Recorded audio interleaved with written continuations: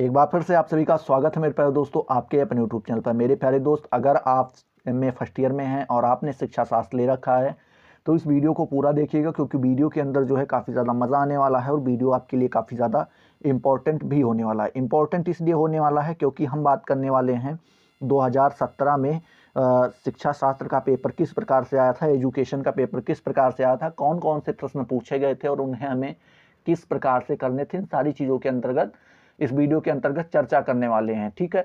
और एक चीज़ ध्यान दीजिए, इसी यूट्यूब चैनल पे आपके 2017, 18, 19, 20, 16 के करवा दिए गए हैं, जिसकी लिंक जो है डिस्क्रिप्शन में दे दी गई है।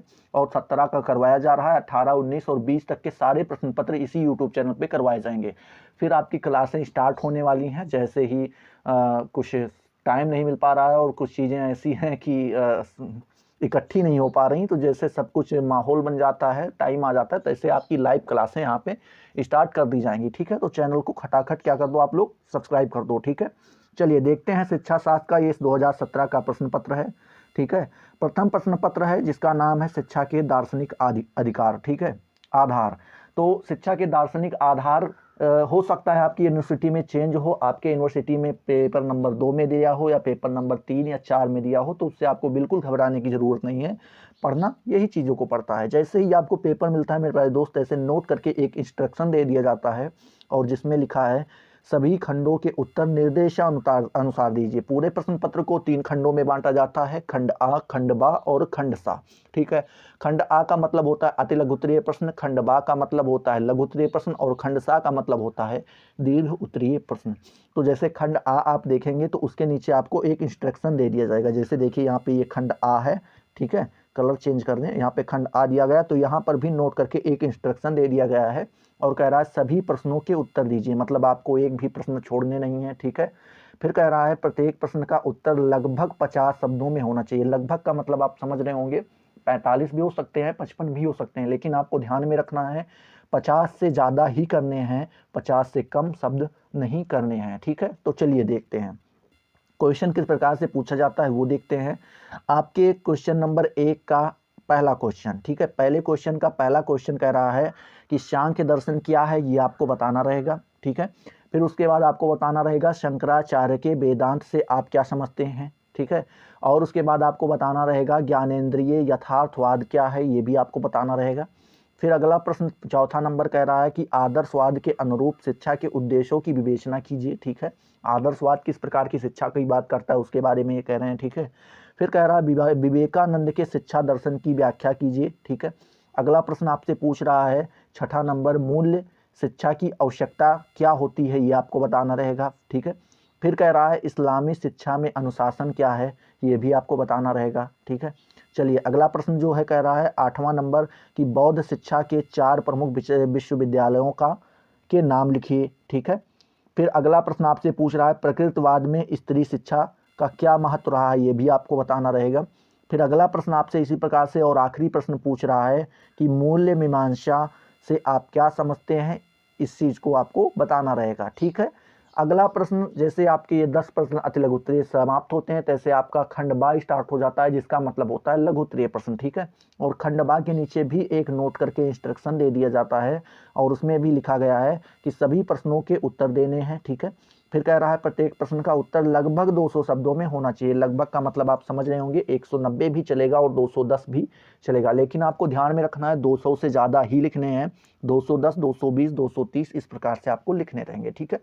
इसी प्रकार से दूसरा प्रश्न आपसे कह रहा है कि शिक्षा के सभी प्रश्न अंततः दर्शन के प्रश्न हैं, विवेचना कीजिए, ठीक है। जो शिक्षा के सभी प्रश्न हैं वो अंततः दर्शन के प्रश्न बन जाते हैं, वो कैसे, ठीक है। मान लीजिए आपको आता है तो कीजिए, नहीं अथवा करके एक प्रश्न और दे दिया जाता है कि शिक्षा दर्शन के विषय क्षेत्र का वर्णन कीजिए, ठीक है। चलिए तीसरा प्रश्न इसी प्रकार से पूछ रहा है कि श्री अरविंद ने शैक्षिक विचारों की व्याख्या कीजिए।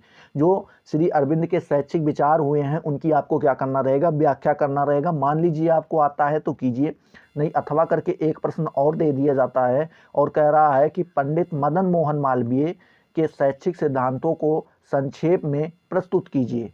अब आपको ये बताना रहेगा, तो दोनों में से चाहे जो आप कर लें कोई फर्क नहीं पड़ता है, दोनों को मत कीजिएगा, किसी एक को ही कीजिएगा, ठीक है। चलिए आगे देखते हैं। अगला प्रश्न जो है कह रहा है चौथा नंबर की आदर्शवादी शिक्षा की प्रमुख विशेषताओं का वर्णन कीजिए। मान लीजिए आपको आता है तो कीजिए, नहीं अथवा करके एक प्रश्न और दे दिया जाता है शिक्षा एवं दर्शन के मध्य संबंधों की विवेचना कीजिए। जैसे शिक्षा और दर्शन दोनों एक सिक्के के दो पहलू हैं, ये किस प्रकार से हैं ये आपको यहाँ पे बताना रहेगा। अब इसी प्रकार से आपका 5वां नंबर प्रश्न पूछ ले रहा है कि टैगोर के से शिक्षा में योगदान की विवेचना कीजिए। आपको आता है तो कीजिए, नहीं तो अथवा करके एक प्रश्न और दे दिया जाएगा, दोनों में से किसी एक को ही करना रहेगा आपको। ठीक है, चलिए देखते हैं कौन सा प्रश्न रहेगा। एक मिनट, हाँ ठीक है, यहाँ पे देखते हैं एक प्रश्न अथवा करके दे दिया जाता है कि अस्तित्ववाद की प्रमुख विशेषताओं का क्या करना रहेगा, आपको वर्णन करना रहेगा। चलिए अगला प्रश्न छठा नंबर इसी प्रकार से पूछ ले रहा है और लघु त्रय का आखिरी प्रश्न है कि प्रकृतवाद की तत्व मीमांसा की विवेचना कीजिए। आपको बताना रहेगा उस प्रकृतवाद कितने तत्वों को मानता है। ठीक है, ये आपको बताना रहेगा।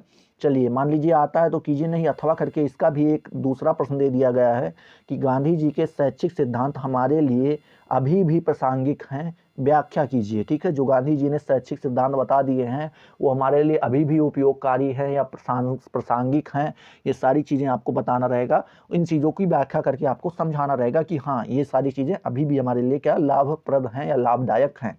जैसे ही आपके लघुत्तरीय प्रश्न समाप्त होते हैं आपका खंड सा स्टार्ट हो जाता है और जिसका मतलब होता है दीर्घोत्तरीय प्रश्न। अब दीर्घोत्तरीय प्रश्न के नीचे भी नोट करके एक इंस्ट्रक्शन दे दिया जाता है और वहाँ पे भी कह रहा है किन्हीं दो प्रश्नों के उत्तर दीजिए। मतलब आपको यहाँ पे केवल 2 प्रश्नों के उत्तर देने हैं, जबकि आपको प्रश्न यहाँ पे 5 दिए जाएंगे। ठीक है, फिर कह रहा है प्रत्येक प्रश्न का उत्तर लगभग 500 शब्दों में हो। लगभग का मतलब हुआ कि 490 भी चलेगा और 510 भी चलेगा, लेकिन आपको ध्यान में रखना है 500 से ज़्यादा ही करने हैं, 500 से कम नहीं करने हैं। ठीक है, चलिए देखते हैं यहाँ पे कह रहा है शैक्षिक मूल्यों से आप क्या समझते हैं। शिक्षा के उद्देश्य के निर्धारण में मूल्यों की भूमिका की विवेचना कीजिए, ये आपको बताना रहेगा। आपको आता है तो कीजिए, नहीं अगला प्रश्न आपसे इसी प्रकार से दे दिया जाएगा कि प्रयोजनवाद के अनुरूप शिक्षा के उद्देश्यों, पाठ्यक्रम एवं शिक्षण विधियों की विवेचना कीजिए। ठीक है, ये भी आपको आता है तो कीजिए। आपको 2 ही करने हैं, 4 प्रश्न आपके सामने दे दिए गए हैं।